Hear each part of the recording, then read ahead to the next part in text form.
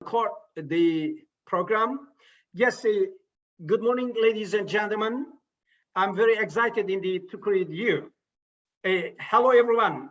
Warm greeting from Master of Tourism Administration program at the George Washington University School of Business in Washington, D.C.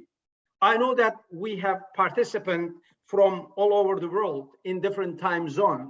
Therefore, I would like to start with good morning, good afternoon, and indeed good evening. Welcome to our GW Tourism Hospitality Talk. And in the process of adapted recovery of COVID-19, we are very happy to support our learning community and tourism industry. As one of the world-class master degree program with around 50 years of history and legacy in higher education, the School of Business, George Washington University School of Business Master of Tourism Administration program is organizing this hospitality talk to bring one of the distinguished industry leader and the stakeholders of the global tourism industry, including our student, to create innovative and the smart perspective for the hospitality industry indeed. Yes, before progressing further, let me introduce myself to you in brief. This is Professor Cevat Tosun. I am the Eisenhower Chair of Tourism Studies and Professor of Tourism Studies and Management at George Washington University School of Business. I am also the Director of Master of Tourism Administration program. Now, I would like to welcome and introduce our distinguished industry leader, Chris Rains. Hello, Chris. I can see you here. Thank you for participating us in this meeting, accepting our invitation. Yes, Chris, I would like to welcome you. And I believe that the best way introducing someone to ask the person to introduce himself or herself. By following this belief or this principle, I would kindly ask you, Chris, to introduce yourself in a way you like to our participant. Floor is yours, Chris. Here you are. Absolutely. So first of all, good morning. Thank you, Cevat, for the opportunity to come here and to speak with everyone. I've really been looking forward to this. But yes, my name is Chris Rains. I am originally from North Carolina. Graduated from Guilford College, and after that came to the Northern Virginia area and started right into the hospitality industry. So I have worked the last 14 years in Arlington, Virginia, and recently have been honored to take the job here with the OTO development and opening AC Bethesda downtown that'll be opening in March of 2022. So my timeline has been obviously working different jobs at the front desk and or in the hotel industry, so we'll kind of get into that. But my last 7 years, I served as GM at the Holiday Inn Roslyn in Arlington, Virginia. Prior to taking this job, I was also very heavily involved in the Chamber of Commerce and the Roslyn bid in the industry in the area. That has kind of been my timeline. I now live just outside of Washington, D.C. In Oakton, Virginia. Have a wife and 2 kids. They keep me plenty busy. So with between that and opening the hotel, I'll certainly be very busy over the next few months, but I couldn't be more excited about it. So thank you. And once again, I really appreciate the opportunity to speak here today. Thank you. Thank you, Chris, for this excellent introduction of yourself. You have really great a CV, a working experience. Now, I think it is time, Chris, to start, to ask my challenging question to you. Are you ready? I am ready. I am ready. Excellent. Let's go. Yeah. Excellent, Chris. Excellent. So, Chris, let's start with a general question. I would just, ask the question on behalf of all participants. How does the recovery look at this time from your perspective? Yes, dear ladies and gentlemen, I just would like to underline that Chris is expressing his own experience with us, and it means that he's sharing his own opinion, and rather than sharing a corporate identity, let's say, view. Am I right, Chris? That is right. Yes, this is my own opinion. I feel that they mostly align with my company, but yes, absolutely, it is my opinion. So yeah. Yes, Chris, just let me repeat the question again, since, indeed it would be better. How does the recovery look at this time from your perspective? Sure. So it's kind of twofold. So there's your leisure market and there's your corporate travel market.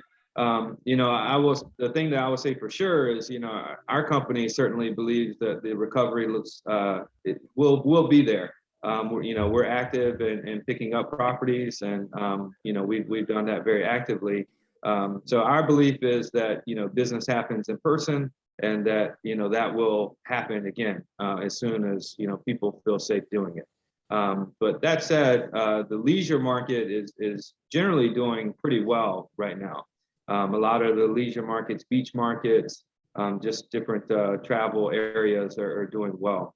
The corporate market has lagged a little bit behind, but we are seeing some positive signs there this month. Next month is kind of a big barometer for us. We're really hoping that some of the midweek business and some of our larger corporate travel markets, New York City, DC area, are positive signs next month that it will really lead us to believe, which we do believe, that come spring of 2022, obviously I'm biased, that's when our hotel's opening up, but come spring of 2022, that there's a lot of positive returns and good news coming into the spring as far as people getting back out and traveling, returning to business in person.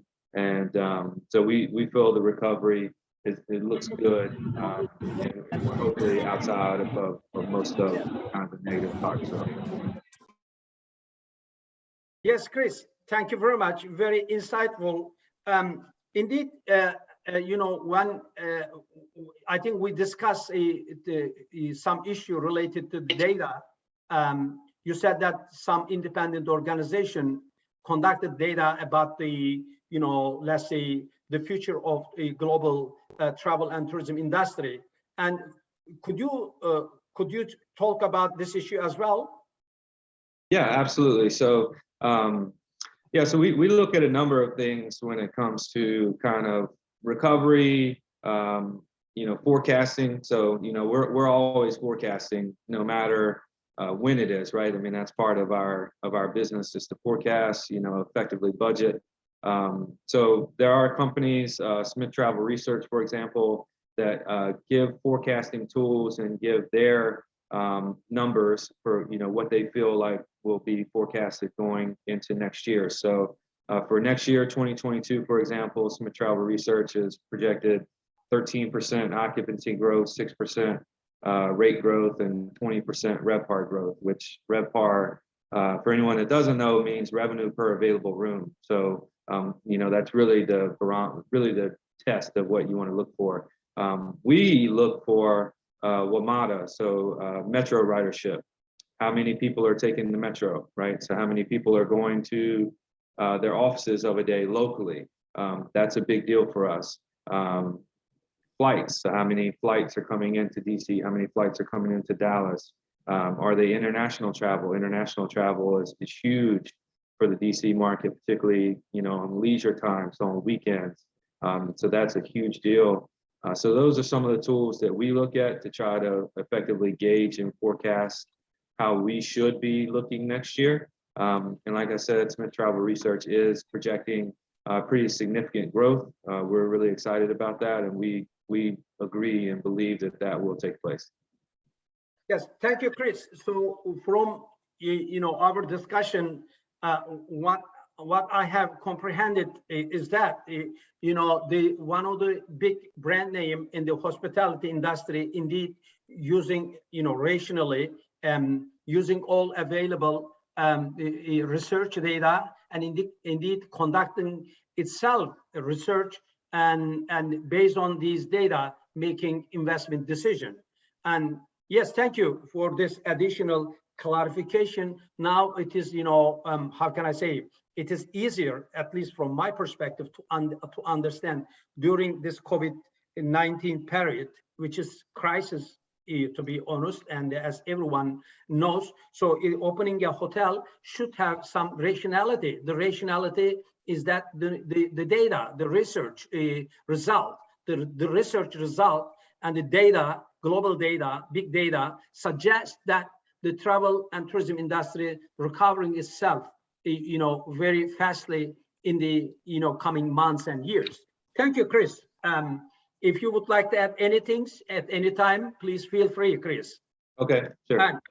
Thank you. So I would like to ask my next question. What tools do you use to track recovery? Yeah, so it's really those tools, right? So in with Smith Travel Research, but how many people are coming back to the office? Some of the stuff is a little bit proprietary, but from a kind of a global perspective or 10,000 foot perspective, how many people are coming in and out, right? I mean, some of it's just as small as I live in Oakton and I drive into DC every day, right? I don't see nearly as many brake lights as I used to. So, I mean, some of it's as simple as how much traffic are we seeing on 66? How much traffic are we seeing on 495, right? Like it's not all, it's, high amount. So we use a lot of, factors to see demand. There's reports, there's on demand, there's travel click. So there's a lot of systems and reports that we can see, kind of when we're trying to solicit for business or company business, right? That we see, hey, look, what are they projecting for these companies? And so, we can kind of drill down a little bit. So. Yes, Chris, thank you. Thank you. Yes, I have indeed another important question related to workforce. And since, to large extent, we are, as a university professor, as a university, we are representing labor sides of the tourism industry. And so I would like to ask, how has the pandemic affected the hospitality workforce? I think this is a very interesting question, particularly from the perspective of our students. Sure. From a hiring perspective, we're kind of, the industry itself is kind of coming out of what was obviously a difficult time. So a lot of hotels, a lot of hotel companies are really ramping up their hiring efforts now. And I think what folks have found is that some people in, let's say, management positions, maybe middle management positions, during the time of uncertainty, went to other industries. And so it is sometimes difficult to bring those individuals back. That said, for people starting off in the hospitality industry, this is actually a tremendous time. Our company, as an example, we're promoting at a pretty rapid rate because we are growing at a pretty rapid rate. And so people that have come in and started off at a desk level or sales coordinator level have been seeing promotions because some of those middle management positions did leave and did go to other industries. So it's really created good opportunities for people coming into the industry at this point. So I would say for hiring at this point, and for people coming into the workforce, it's a very positive time to come into the industry. Like I said, we're ramping back up. A lot of hotel management companies are ramping back up and really need talented individuals that are driven to succeed. Obviously, you wouldn't be in this program if you didn't have some vested interest in the tourism community or hospitality industry. And so, these are the type of individuals that our company and a lot of hotel management companies are looking for. So I think it's a great time to be looking. Thank you, Chris. So it is really interesting also to some extent is not good news for hospitality industry, that indeed the industry is losing, as you stated, the middle level human capital. And we know that the talent management not easy. What make difference for a company, even for a country, is the human resources. Right. And according to the result of studies conducted by the developmental studies is a discipline, focusing on the development stages of countries. And if you cannot keep your human resources, human capital in your country, sorry, you will lose forever. So I think this is same for the companies. If you cannot keep your good staff, labor forces, and then sorry, your future may not be so bright. Therefore, I think yes, the global tourism hospitality organization should think twice how to keep the human capital during this crisis time. When they lose, they may not come back. Like a bird, once they fly, sorry, you cannot catch the bird. So yes, that is very interesting. Thank you, Chris. Chris, I'm not asking now, and at the end of my the session, I will ask what kind of position you will announce, and that will be very exciting for my students. So you may hire some of my students. I know some of my students already contacted you to have a job. Thank you for your support. But this is not a question at the end of, so please prepare yourself for this. Thank you, Chris. So next question, what are your biggest challenges while opening a hotel? Yes, I think this is very concrete. This is the daily challenge, perhaps you are facing. Here you are, Chris. Right. So I think it's anytime you're kind of starting anything, right? It's not just a hotel, right? So my challenge is that I want to establish a certain culture on site, right? And with that becomes kind of the meshing of personalities. So a challenge is hiring the right people. With so many people being displaced, we certainly have received a lot of qualified resumes for a lot of the positions that we've posted thus far. And so the challenge, one of the initial challenges, especially in the management positions, is attracting the right talent and then hiring the correct talent.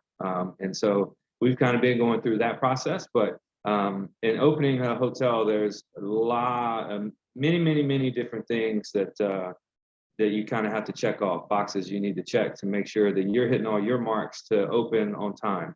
Luckily for me, my company, OTO Development, provides a significant amount of resources to help with those things.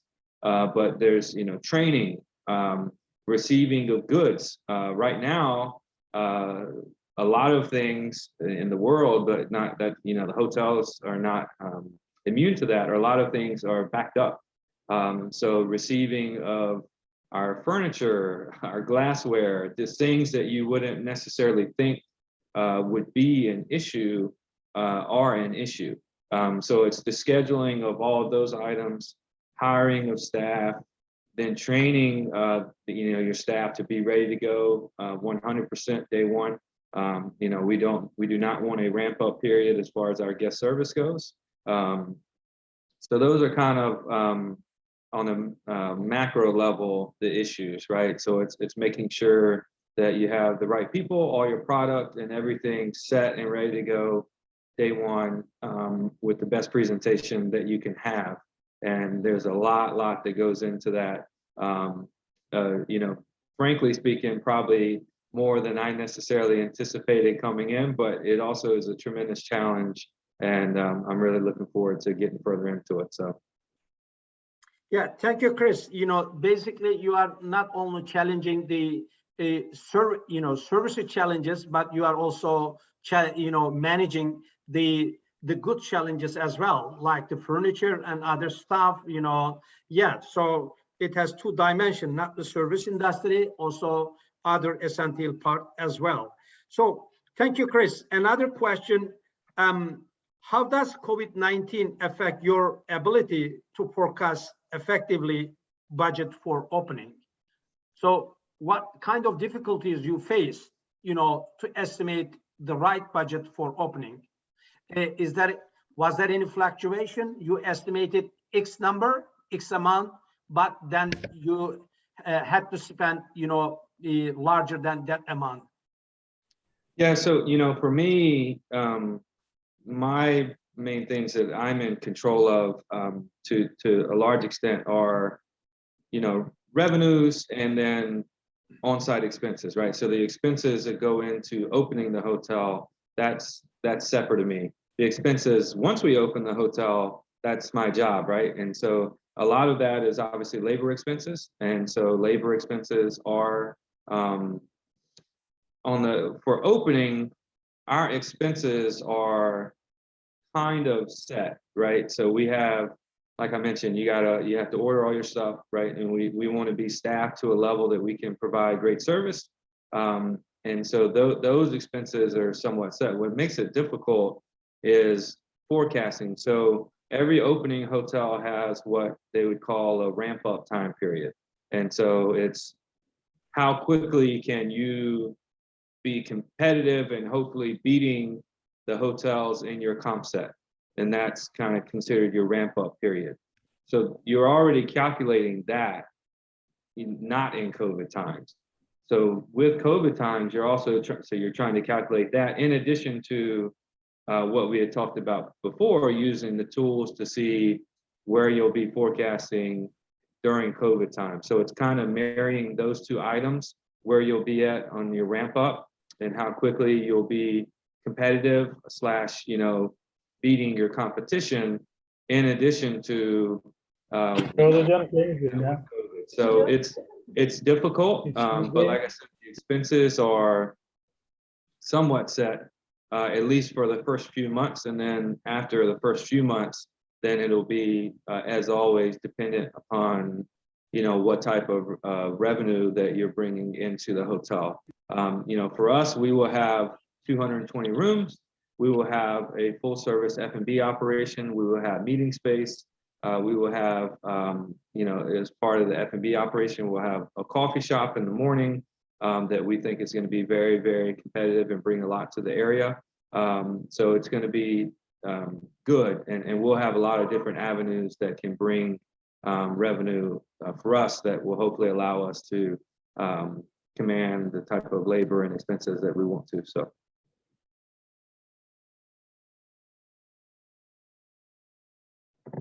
Thank you, Chris. It's excellent. Chris, I'm asking this question by purpose, and I can see one of my students now located in Africa temporarily, Afia, and she's thinking of opening a hotel. So he will soon visit you in person. Yeah, absolutely, and that chat sounds with cool. you and borrow your, use your, experiences. Great. So therefore, I'm asking, deep question about opening a hotel during a crisis period. Excellent, thank you. So my next question, Chris, what are the emerging trends that you believe are here to stay? And in other words, to clarify my question, what is the future outlook for the hospitality sector? Yes, I mean, obviously, with everything that's happened with COVID, a big thing is the ability to do what we're doing right now, right? So to connect virtually. And so for the hospitality industry, I think one thing that isn't fully fleshed out is, as far as meetings, how there's a thing called hybrid meetings, there's all virtual meetings, and then there's in-person meetings. Obviously, pre-COVID, in-person meetings were largely what we saw. There wasn't any Zoom connections, kind of only a need. So I think an emerging trend, and one thing that the hospitality industry in general is very interested to see what happens once we resume whatever normal travel will be, is how much people will still want the use of hybrid meetings in our hotel spaces. So, every brand has, kind of involved that into what they provide in their meeting spaces, and the ability to do hybrid meetings. And, so our belief is that people will want to do business in person, and that's how business is done. It's done through relationships, and it's done in person. But that said, there will be a hybrid meeting component to that. We'll need to be ready for that, and we will. So that's part of kind of our IT, AV, and everything that we're bringing into AC Bethesda, is to make sure that we're ready for those situations. And so to me, that would certainly be the number one thing. Yeah, thank you, Chris. Yes, this is, I know, is not an easy question. What permanent, what sustained trend will be, not for only hospitality industry, for the service industry in general. We need to think about deeply and critically. Apparently, digitalization, touchless technology, I think, is an emerging trend. It was an emerging trend, but based on my reading and observation, I think being wireless, being touchless, and the digitalization, is supporting social distancing, so social distance principle, and also hygiene factors. When you do not touch some things, so that appears to be more hygienic. So that is, I think, another dimension. Many hospitality, indeed, service industry, indeed, all industries, all sectors, all companies moving towards being more digital. The digitalization, I think, is very comprehensive, very broad concept. We can interpret it in many ways, but that is, I think, a big issue. And it means that we need to prepare our labor force accordingly. That's another dimension. Thank you, Chris. Thank you. And another question I would like to ask you is, what do you look for in your employees? Yes, this is directly related to our, let's say, students, so they can prepare themselves for it. Yeah, so the number, it really depends on the position, but for the purposes of this call, so let's say front desk associates, servers, bartenders, the number one thing that I look for is high energy, and the ability to connect with people. And that the latter is something you can kind of learn while being in the hospitality industry for a while. But when I'm interviewing people for those positions and have in the past, I'm confident that I can train someone to do an exceptional check-in, that I can train someone to be an exceptional bartender, that we have the staff to be able to do it. One thing that we can't train is the ability to really want to connect with the guest. And that's the essence of hospitality and the hotel industry, is the ability to make that guest feel, as soon as they come into the hotel, that they are genuinely appreciated there, that you appreciate them staying with you, and that you as a service provider, as the hotel employee, care about their stay and will do whatever it is within reason to make sure that it's a great one. And so, energy is great. At a certain point, once you get into management levels and everything, obviously you have different qualifiers that you would need to provide, and those are different for whatever position it is, right? So in management, you do have to have the ability not only to deal with the guests, but you also have to have the ability to effectively deal with your own employees and do it in a fair manner, and in one that people appreciate on both sides of it. So they appreciate when they're doing well, and you notice that, and make sure that your team is aware of it and that they're aware of it. But also when you have coaching moments, that you deal with it in the right manner. So, but when we're hiring, I am looking 100% for energetic people that seem to have a passion for the business, and on the not management position, we can train the rest. But a lot of times I can't train folks to really be energetic and inspired and want to be a part of the team. So. Yes, Chris, thank you very much. Very insightful. So being energetic appears to be the most important, let's say, dimension. I will also, not to interrupt you, I will also add that there's not a ton of hospitality programs. So when we see that on a resume, right, you know, kind of the light goes on above your head.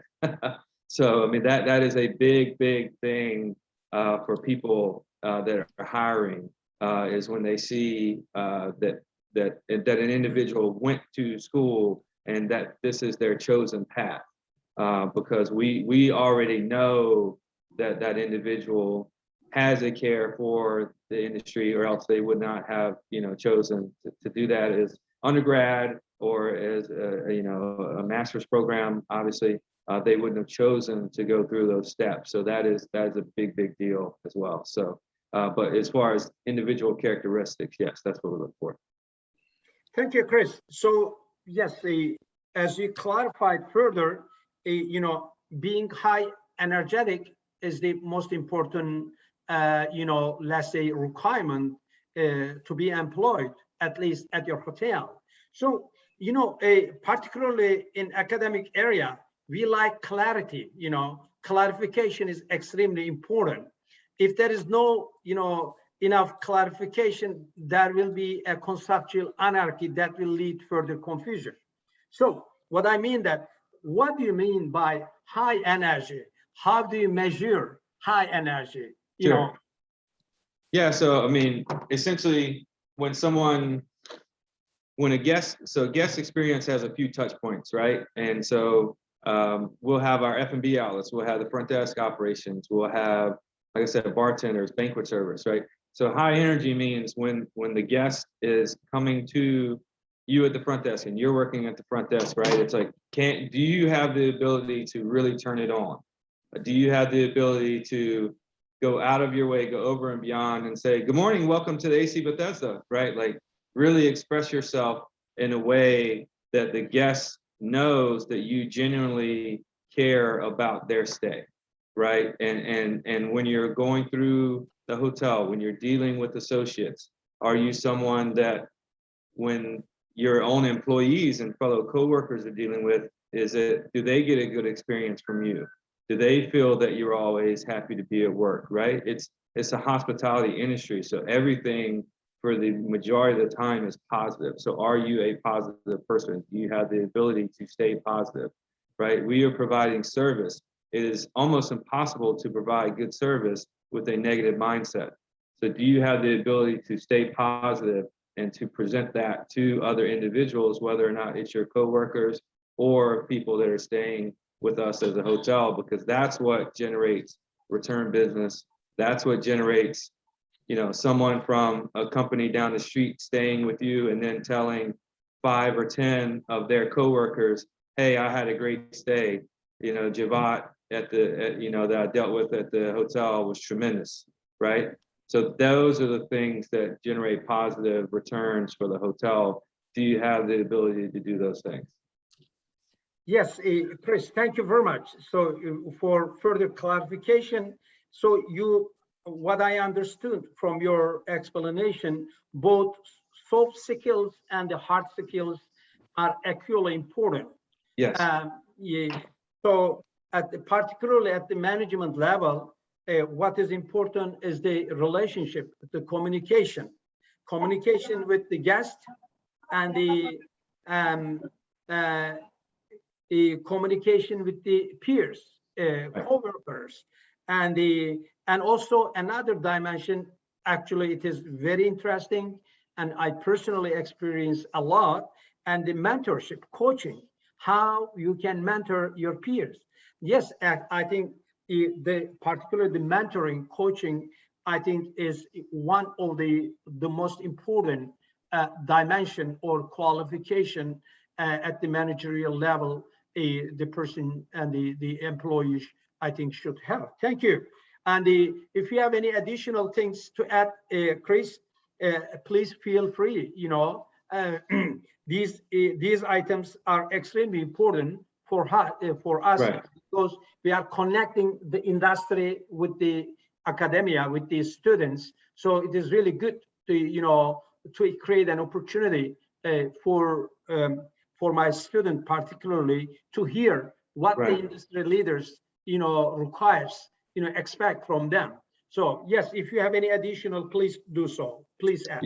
Yeah, I mean, what you just said, and there was a question that came in, and I'm probably paraphrasing, but that said, once you've hired good talent, what do you do to retain them, right? And what you just said was it. So it's when you have people that are doing, if you have employees and people that you work with that are doing the things that you're asking them to do, it's incumbent upon those people in management to then communicate to those folks that is exactly what's happening, right? And that they are doing the job that you want and that you recognize it, right? And so, and companies obviously can recognize that in many different ways, right?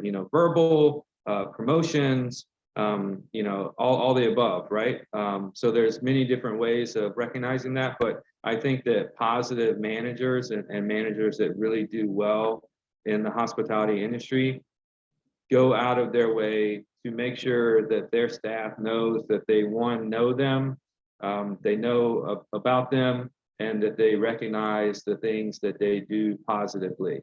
And like I said, also have coaching moments, right? I mean, everybody in any walk of life needs those coaching moments to where you're not an expert in the beginning, right? By far. So you need people to coach you and to train you, and to say, hey, look, these are some positive things you did. Here's some things that you can work on. So communication is 100% a big key. And kind of the way the hospitality industry works, and I'll probably get into this a little bit later, you pick up, obviously you're going to school to pick up the skills that you're going to have stepping in. So you're already going to be ahead of the game somewhat. And then you get into the hotel environment and you pick up additional skills, right? So you pick up front desk skills, you pick up sales skills, you pick up everything in the hotel. You have to be involved in all facets of it. You pick up all those skills, and that's how you get to a manager level at a location or with a company. So. Yes, Chris, thank you. Thank you for this additional, let's say, explanation, clarification. Yes, being positive indeed is a source of energy, I think, what I believe. If you are not positive, I think you will waste your energy, without knowing it unconsciously. If you are always negative, so you will be exhausted, yourself without doing anything. Therefore, being positive is extremely important from many perspectives. Thank you, Chris. We learned a lot from you. Thank you. Great.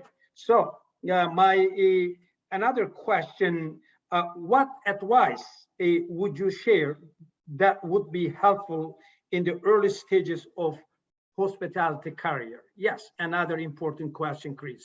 Here you are. Yeah, so I mean, it's kind of what I just talked about a little bit. So what I would share is that when you talk, so my personal story, for example, I started off at the front desk. So I was a front desk associate. I managed shifts. I managed our restaurant. I was a sales manager. I worked in accounting. I was assistant GM, and then for the last 7 years, I was GM. So my story is not abnormal. Pretty much everyone that is a GM, director of sales, F&B director, you don't start in those positions. So you start in the at the desk as a server and learning. And so my advice is to really dive in to learn all aspects of the hotel, ask to be involved, right? A lot of times managers don't know that you want to be involved in certain things unless you say, hey, look, I'd like to be involved in those meetings. If you have time, if you have 15, 30 minutes, can you talk to me about this process? Why are you doing this? So try to be involved. Let your superiors know that you are interested in growing, and to kind of give you a roadmap of what that looks like and what you need to do within the company to do that. And so that would certainly be my advice. A lot of times it's just letting people know that you have interest. But so it's sometimes with hotels, and I tell this in the interview process, right? Sometimes in the beginning, if you're a really good hotel person, you're a really good employee, sometimes in the beginning, that means that you may be working shifts that you don't find are the greatest in the world, right? So like if we're sold out on Friday and Saturday night, I want my best people there, right? And so that may mean that you're working Friday and Saturday night for a little bit. You may be supervising those shifts because I want my best people on staff doing those things. And so it is a little bit of, kind of having to pay your dues somewhat in these scenarios. But if you're really good at what you do and you express an interest in growing, then those things will pay off. Just sometimes you have to remember that in the early bit, and have open lines of communication with your managers to say, what's the roadmap? How's this look for me? How can I get, this is what I want to do. This is where I want to be. How can I get there? Right. And have honest communication with the people in your company to, hopefully they'll be honest with you and express that if it's a good company. So. Excellent, Chris. Thank you indeed. Yes, I think what I understood from your explanation is that commitment, the level of commitment to the task, to the company, for which you are working, and the motivation, the willingness to go beyond your official responsibilities.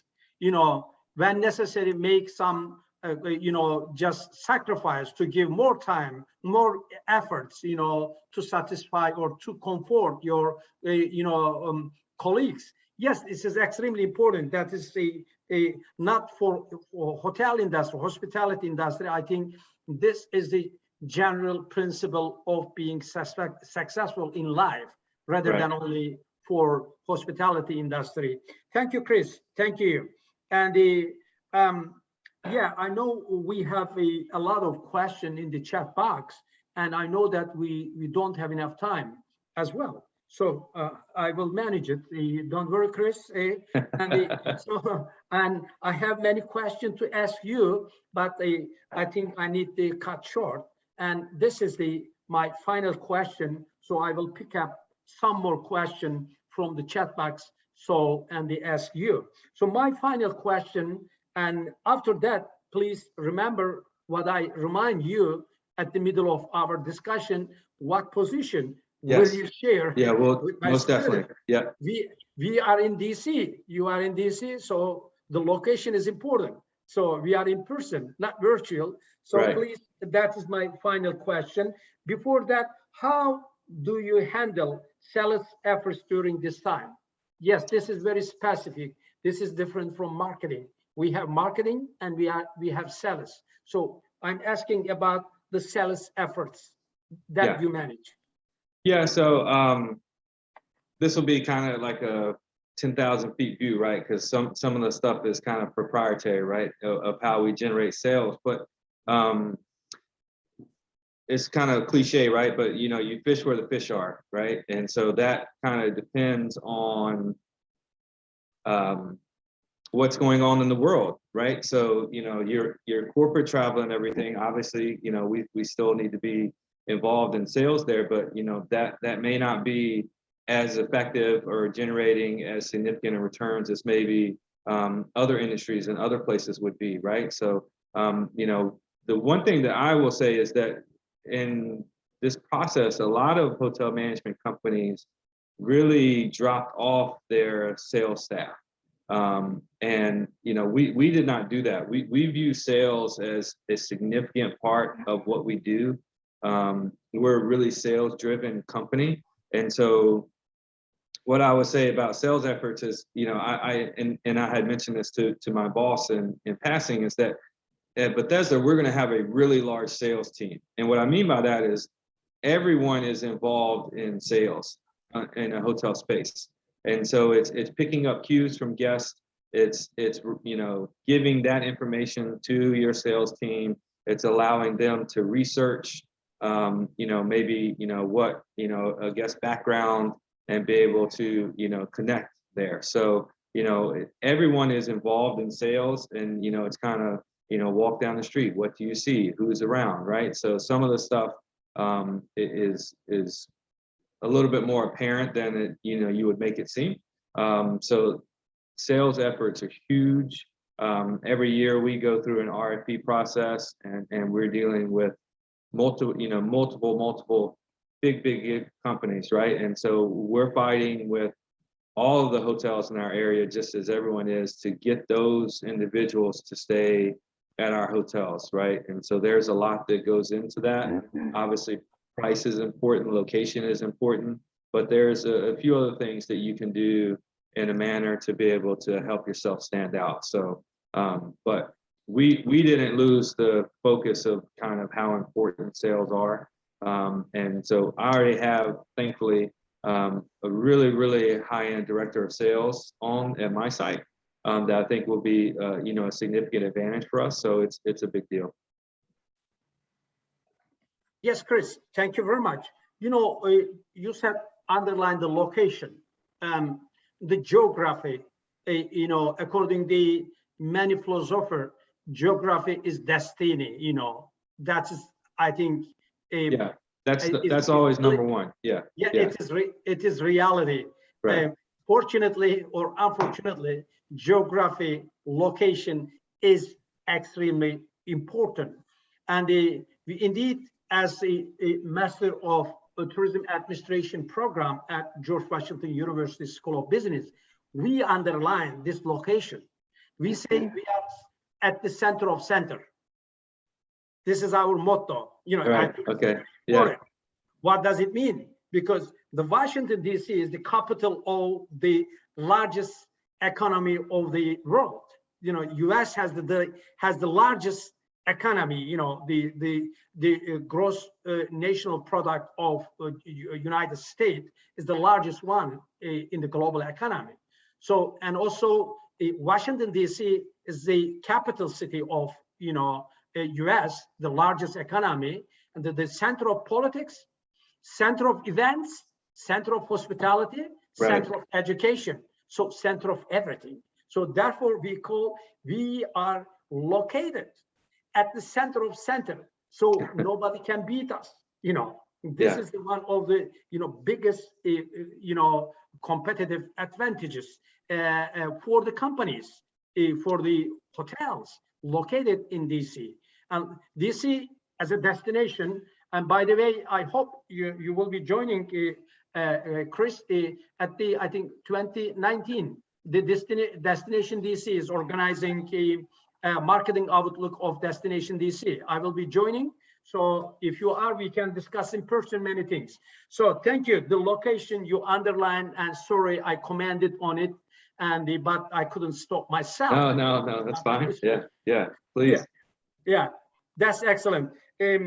Yes, Chris, my last question, and indeed not one of the most important, but the most important question is that now this is the bargaining. What position will you offer to my students? Yeah. So so first of all, I'll give kind of like a brief overview of how to find us, right? So I work for OTO Development. So please follow OTO Development on LinkedIn.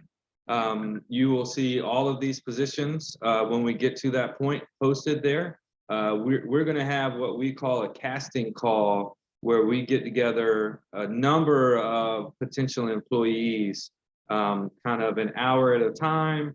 At a restaurant, we provide food, we provide drink. We want to see how people act in a social setting. So that will be happening in early to mid-November. for all the positions that I'm going to be talking about. So please follow us on LinkedIn.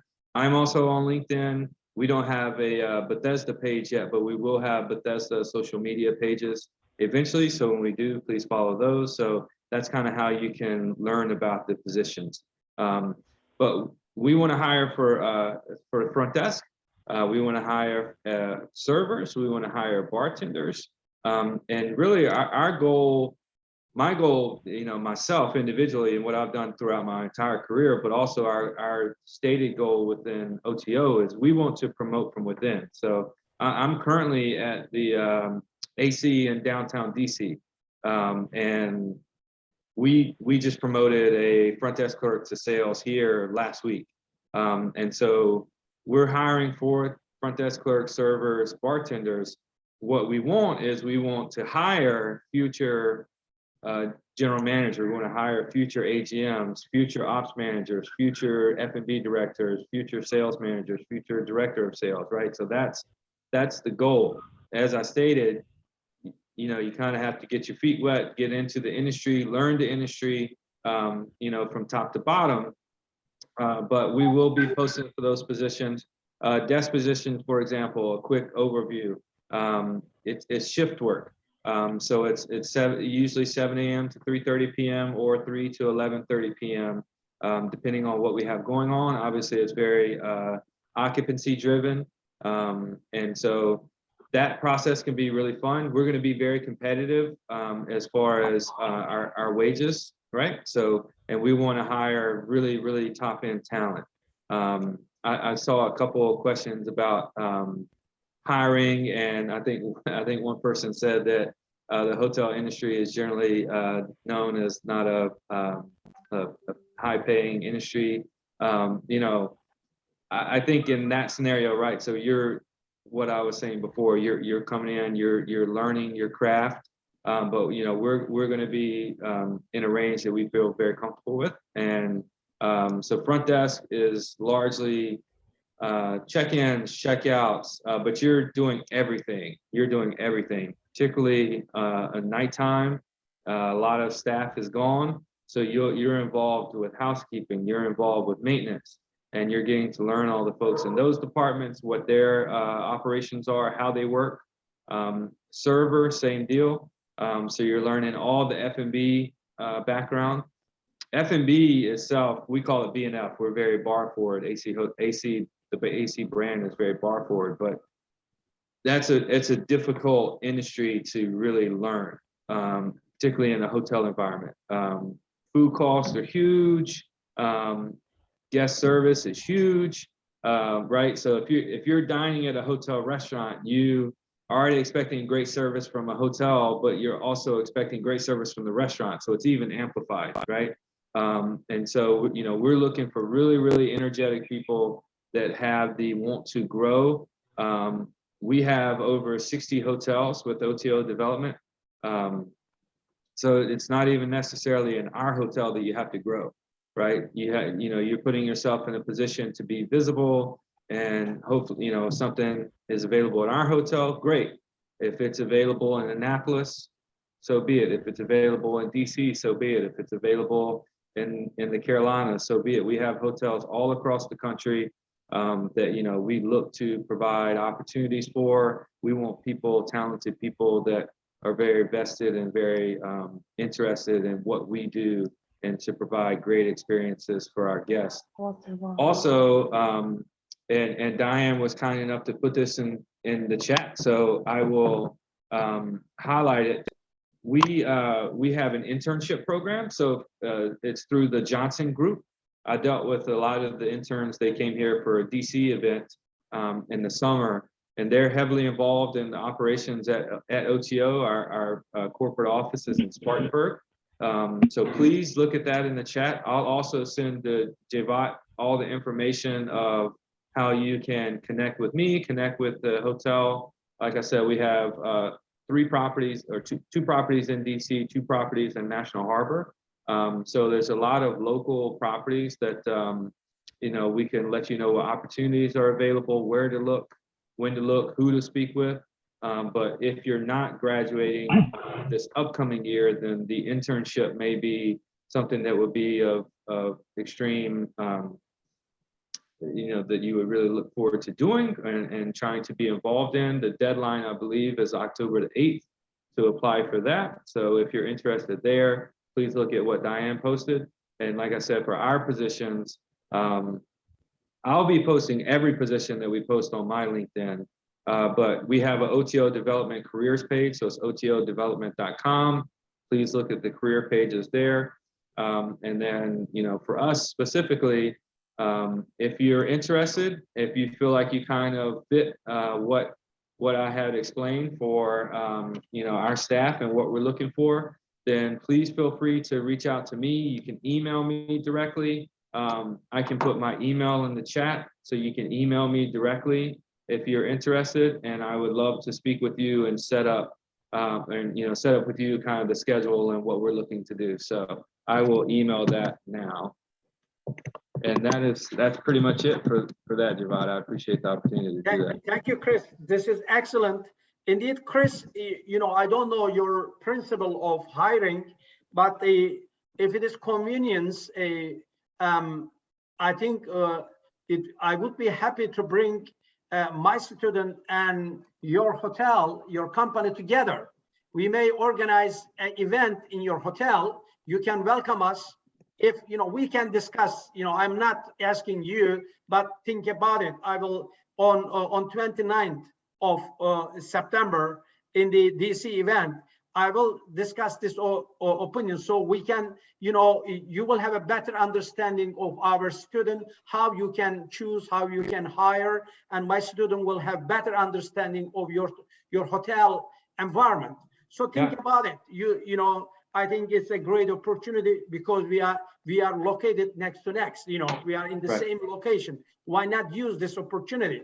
Thank you, Chris. Excellent insight. Excellent. So I'll add one point, Cevat. One point. Please. So we're located less than a block away from Metro. So I will say that. So people, I know you guys are right there at Foggy Bottom, I believe, and so we're right off the Bethesda Metro, right at the red line. So working with us at the site would be extremely easy to get to. So would not be difficult at all commute wise. Thank you, Chris. Definitely privately, I will communicate with you, to ask you to provide some food, some drink to my student, myself, my colleague, and to discuss, how we can cooperate at a concrete level. So, but privately, I will speak this with you. Great. Before October 8th, that's the critical date. I will note it here and I will remind you. Thank you. I have a lot of questions, and if I miss some of the question or most of the question, I do apologize from the participant. And there is interesting question. I know we have big guys, big expert professor here. Now, Chris, you don't have to answer all questions. Dr. Yu, I know you are the professor of hospitality management. I may raise a question to you as well. Can I, Dr. Yu? Yes. Actually, I raised my hand. I've been following the chat room here. I think time is running out. I hope Chris can entertain two very quick comments. One is from the chat regarding the application of technology in the AC hotel, especially in light of the labor shortage and also the heightened awareness of hygiene. And that's one. And the second way is just my own interest. And I really enjoyed the comment you mentioned on the ramp up period for opening a new hotel. So now with the situation right now, so what's the expectations of the owners like OTO on stabilization? Will that be increased that particular period? Or how do you reconfigure your market mix? And knowing the corporate travel is still slowing to come back. So two questions. I know the time is running out. So Sorry, Dr. Yeah. Yu, I know that I will, I will ask some time from participant and from Chris as well. Do you extra 10 minutes, Chris? Yeah, no, I'm Thank fine. you. Yeah, absolutely. Dr. Yu, just kindly, I would like to ask you to introduce yourself in one, in 1 minute. It would be nice to our participant. Oh, sure. Yeah, I'm a professor of hospitality management in MTA program. And so I've been in the program for 26 years now. And so I know a lot of colleagues in town, including the colleagues in AC, Washington downtown. I actually took my class before that hotel was opened in the late 2019, Right. 2019, right. yeah, and we had a hot hat tour. We That's really awesome. Yeah. beautiful, beautiful facility, and we had a great time. So, thank you again for spending some time with us, and especially OTO. There's some opportunities that'd be great for our grad students as well. I also teach hospitality market analysis. So we deal with the development side of the subject as well, asset management, revenue management. And so be happy to follow up with you guys, and especially on the development side of the business. Yeah, that's great. So, I mean, I'm funny enough. So I'm actually at the DC property now. So I'm sure they're probably ready to get rid of me and want us to get to Bethesda. We'll be there in like mid-October. So, but to answer your question, as far as technology and the involvement of technology and kind of a touchless environment, so to speak, right? We've implemented things. Marriott has implemented things. So they have implemented mobile check-in. So it's not as long of a process. We can just give you your key, or you can actually use your phone as the key. I saw somebody put in chat about, robots or robotics. Me personally, I don't think that the hospitality industry gets to that level. That's my personal opinion. I think that a large majority of the travelers appreciate the front desk experience, the experience in the restaurant, and it's like if I go to a high-end steakhouse, for example, right? The whole point is the ambiance, the experience, the service. And so I think that at high-end luxury, nice hotels, that people want that same experience. They want to be greeted into the AC Bethesda. They want to feel a certain way. They want their status recognized. They want, someone saying, we put you in this room and gave you this upgrade due to this. So I don't think that they want those touch points to go away. Obviously with housekeeping, we have dropped off some things just due to safety. But I think eventually those things will come back too. And the second part of it, the ramp up period, I think our owners know that they're building a really impressive product that's in a great location that should be competitive very quickly versus what's in our market. There are great hotels and great brands in our market, but I don't think that they would have built and went kind of over and beyond on the level of product that we're going to provide if they didn't expect us to be very competitive very quickly. So we feel like we're going to kind of within reason and within what's going on in the global climate, we're going to hit the ground running pretty quick. I know day one we're going to provide tremendous service, and then I think that our competitive RevPAR and kind of where we are index versus the competition will be very competitive very quickly. So that's our plan. So appreciate the questions. Awesome to connect with you. I'd like to speak further. So it's nice. Thank you. Thank you, Chris. Excellent. Thank you. I know we are running out of time, but Chris, to be diplomatic, so just I would like to ask you to review the chat box and pick up, 2 questions that you would like the answer. So it will save me, in terms of relationship with my participant. So I'm not choosing. Sorry, the Chris is chose. Yeah, I'm the bad sorry. guy, right? Yeah. Sorry, Chris. No, so I had touched on a couple of these. So let me see. Someone had a good question. I'll probably, I don't want to say the name incorrectly, but Roulette, I believe, Roulette. It said, do you combine some supervisory positions to cope with labor shortage? For example, housekeeping and front desk supervisor combined. Yes. So we're getting out of that in our particular situation. We're confident that we're going to be in a much better space in the spring. So I am not hiring in that way. So for my hotel, the answer is no, at least initially. But for the industry as a whole, that absolutely happened. So I had GM colleagues that were working the front desk. We had, like you said, front office supervisors that were also serving as the housekeeping supervisors. So those scenarios most certainly happen. Like I said, we're kind of coming out of that, and those kind of dual roles are ceasing to exist at some properties, a lot of properties. But that did happen.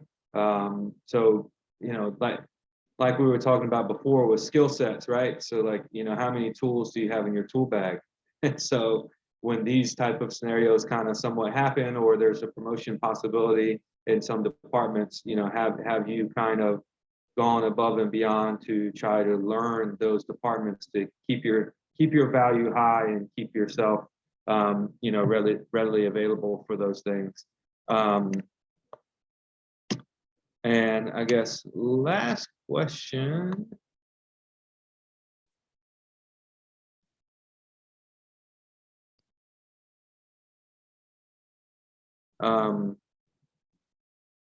I'll ignore, not that I'll ignore the ones that have to do with the pandemic, but some of these are medical questions that I certainly don't have the answers to. So I'll answer about, so Dory said to help fill the gap between industry and academia, I would like to ask, how does industry expect academia to help students become more marketable?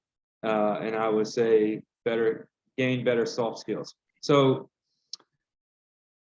what I would say is there's two parts there. So one, any customer service jobs that you have are attractive to people that are hiring in hotel positions, right? So if you have worked as a server, that's very attractive if you're applying as a front desk agent or you're applying as a shift supervisor, because I know that you've worked in the service industry.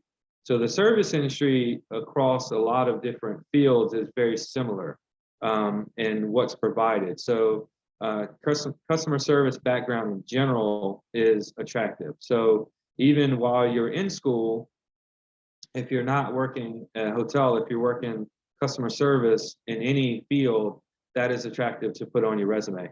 As far as what could be trained to give better soft skills, I think it's more giving the knowledge that and being honest about where you start in the hospitality industry, right? And it's not a negative thing, it's gaining the experience.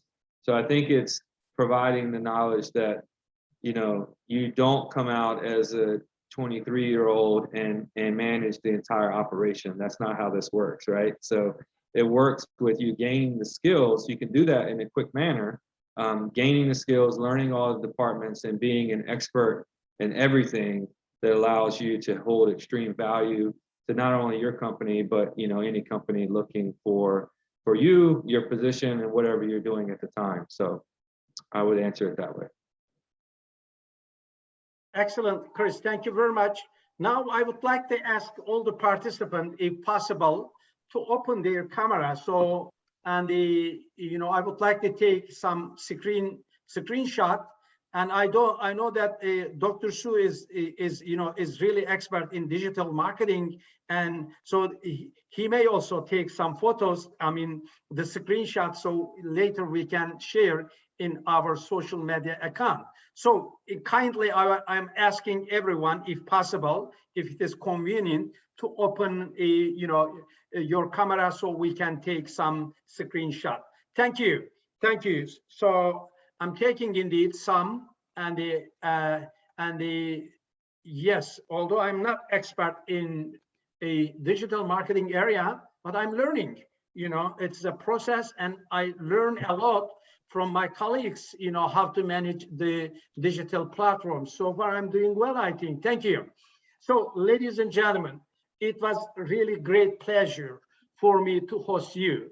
I know that we don't have time. We have many questions in our mind. I really would like to, have an opportunity to provide answer, to discuss the question in your mind. But unfortunately, we have the time limitation. And I would like to thank you, all of you, for your excellent excellent contribution, excellent question. Someone, I think, tried to share screen that stopped my communication a little bit, but no problem at all. So in brief, thank you very much for your participation. It means a lot to us. And I would like to, I will note it all your emails, and for our next event, definitely you will receive an invitation from George Washington University School of Business Master of Tourism Administration program.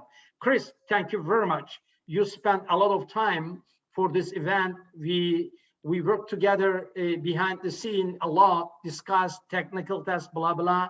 But I think, we learn a lot from your experiences. Thank you for sharing your valuable experiences with the community, with our learning community.